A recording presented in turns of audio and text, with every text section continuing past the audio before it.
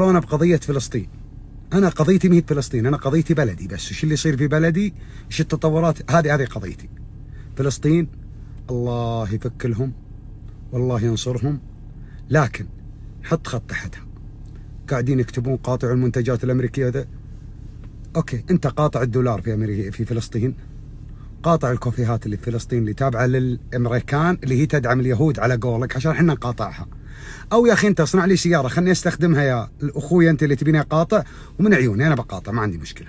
اثنين، انت لو قاطعت الدولار قاطع البترول والدولار انت اللي تطلبني اني انا اقاطع عشان انا اقاطع معك.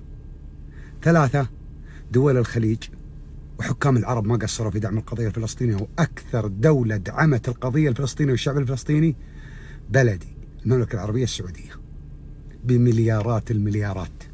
طبعا انتم قضيتكم مع حماس مهم معنا احنا. حماس كل ما هدت الاوضاع في فلسطين هي اللي تقتل الشعب الفلسطيني بهجومها على اسرائيل عشان التمدد عن طريق ايران وعن طريق حزب الشيطان. هذا ما يخصنا الموضوع، هذا منكم لهم، انتم تتخالصون مع بعض، احنا ما لنا شغل نجي نعمر ونعطيك وهذول يجون يهدون ويلا القضيه ترجع من جديد. لا هذه ليست قضيه العرب، هذه قضيتكم انتم مع حماس. ما راح نقاطع الا اللي يقاطعونه ولاة امرنا، ولا راح ندمر علاقاتنا مع احد عشان ناس تشتمنا ليل نهار. يعني انت لو اسقيت كلب وفالك. وصلت عاد رسالة.